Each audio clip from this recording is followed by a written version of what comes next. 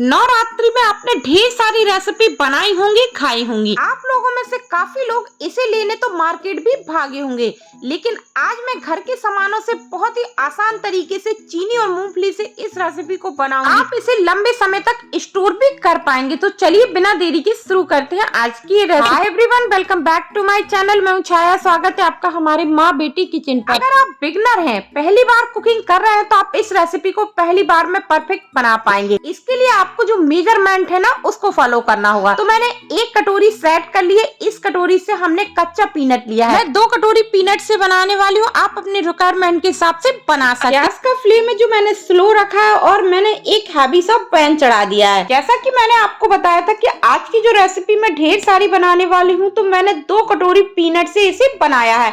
तो 2 कटोरी ऐड कर दिया। गैस का फ्लेम मैंने स्लो ही रखा है। स्लो फ्लेम पर कंटिन्यू चलाते हुए हमें पीनट को रोस्ट करना है।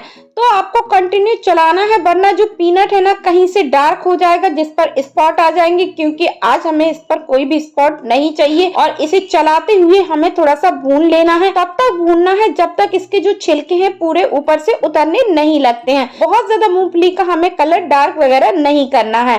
तो देखिए, जैसे जैसे मूंगफली भूनती है ना, तो जो ऊपर का जो छिलका होता है ना, वो थोड़ा सा ब्लैक हो जाता है। चेक करने के लिए इस तरीके से आप देखेंगे तो आराम से इसका छिलका रिमूव हो रहा है। तो मैंने गैस को बंद कर दिया। इसको हमें ठंडा कर भी बड़ा सा बर्तन ले लीजिए और उस पर हम इस तरीके से फैला के डाल देते हैं। तो आप पंखे की हवा में रख दीजिए, या तो इसको थोड़ी देर के लिए ऐसे ही छोड़ दीजिए। तो मैंने प्लेटफॉर्म पर इसको ऐसे ही छोड़ दिया था और ये हमारा ठंडा हो गया है।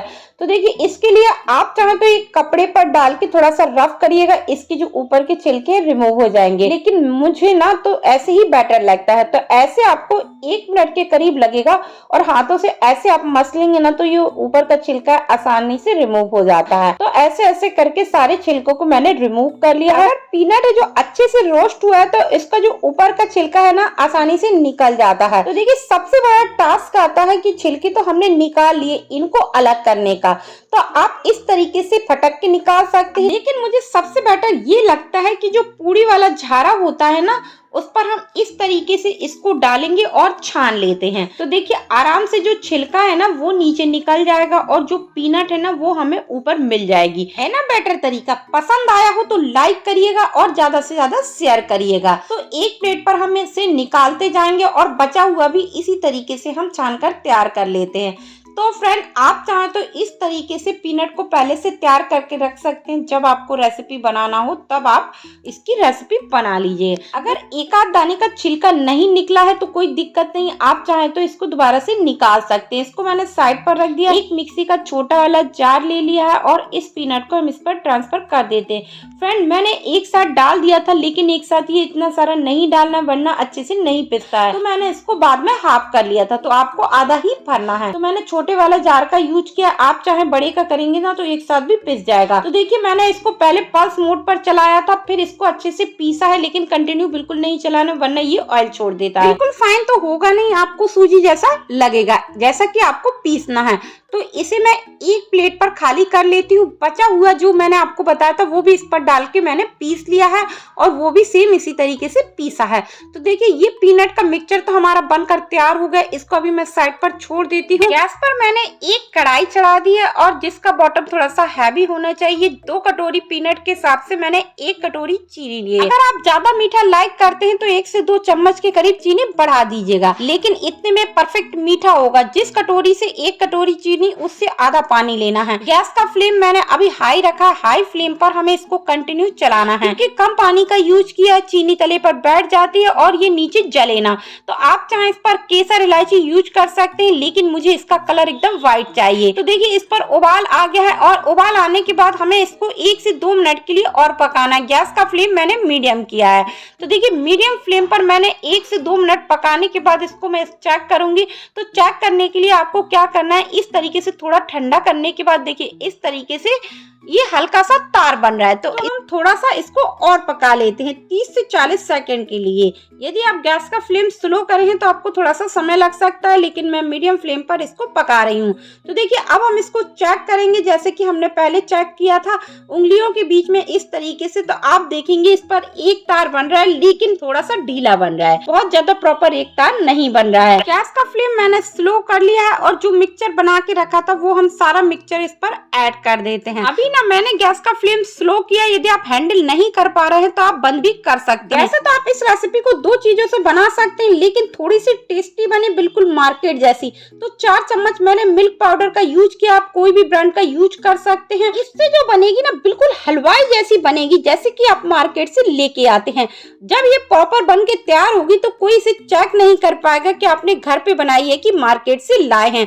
तो इसे हम अच्छे से मिक्स कर देते हैं। मिक्सचर डालने के बाद आपको टोटल 1 मिनट के लिए पकाना है, लेकिन आपको पीनट पाउडर डालने के बाद इसको बिल्कुल भी नहीं छोड़ना है, वरना ये तली पर चिपकने लगता है और कंटिन्यू चलाते हुए हम इसको इस कंसिस्टेंसी तक ले आते हैं, बिल्कुल मार्केट जैसी ग्लोसी और शाइनी बने। तो 1 चम्मच के करीब घी डाल देते हैं। घी डालना भी ऑप्शनल है क्योंकि मूंगफली का अपना ऑयल होता है। तो घी को मैंने अच्छे से मिक्स कर दिया। आप देख पा रहे हैं कि कैसे बबल्स आ रहे हैं थोड़ा उठ के, और ये कढ़ाई भी छोड़ने लगा है।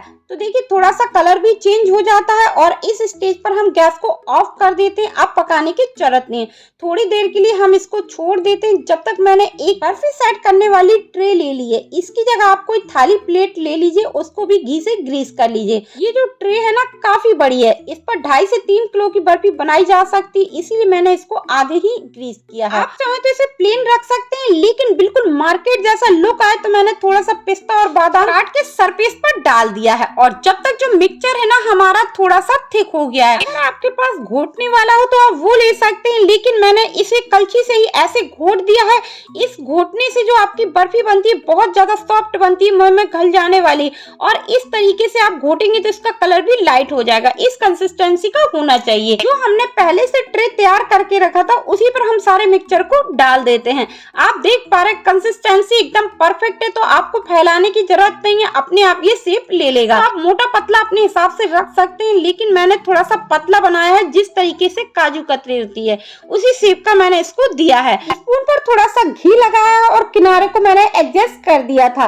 वैसे तो ये आधी ट्रे पूरी भर जाती, लेकिन मेरे बच्चों को बहुत ज्यादा पसंद है तो उन्होंने थोड़ा सा ऐसे ही गरम गरम खा लिया था। आधे से 1 घंटे के लिए सरफेस पर ही छोड़ दीजिए, और आप देख पा रहे कि कितना बढ़िया से ये सेट हो गया है। लेकिन बच्चों ने ना किनारे से फिर भी निकाल लिया था। 2-2 इंच की दूरी पर हम इस तरीके से कट लगा लेते हैं। पहले मैंने सोचा कि भाई इसे डायमंड शेप पर कट किया जाए, लेकिन उससे ना कुछ वेस्टेज हो जाता है जिसके पीस प्रॉपर नहीं आते हैं। मैंने इसको स्क्वायर शेप में कट किया जैसे कि मार्केट पर मिलती है। जैसे कि बड़ी बड़ी दुकानों पर वो महंगी महंगी मिठाई मिलती है ना रैप करके, आप रैप कर देंगे तो कोई यकीन नहीं कर पाएगा कि आपने इसे घर पे बनाया, वो भी घर के सामानों से। बहुत ज्यादा टेस्टी, एकदम मुंह में घुल जाने वाली ये बर्फी बनती है। और सरफेस पर जब हम ड्राई फ्रूट लगाते हैं ना तो अच्छे से सेट हो जाते हैं, बिल्कुल भी नहीं निकलते हैं। आप चाहें तो इसे थोड़ा सा चांदी की वर्क से सजा सकते हैं, लेकिन मैंने इसको ऐसे ही रखा है। देखिए निकालना भी कितना आसान है, कितने आसानी से निकल रहे हैं। बहुत ज्यादा सुपर टेस्टी, एकदम मुंह में घुल जाने वाली ये पीनट बर्फी, यकीन मानिए आपको और आपकी फैमिली को बहुत पसंद आएगा। आप इसे माता रानी की भोग पर या व्रत के लिए, या तो मेहमानों के आने पर, या तो आपके यहाँ कोई भी फेस्टिवल हो, आप इस रेसिपी को जरूर ट्राई करिएगा, सभी को बहुत पसंद आएगी। यदि आपको आज की हमारी रेसिपी पसंद आई हो तो वीडियो को लाइक करिए, ज्यादा से ज्यादा शेयर कीजिए। चैनल पर पहली बार आए हो तो सब्सक्राइब करना ना भूलिएगा। मिलते हैं ऐसी नेक्स्ट रेसिपी के साथ, तब तक के लिए बाय बाय।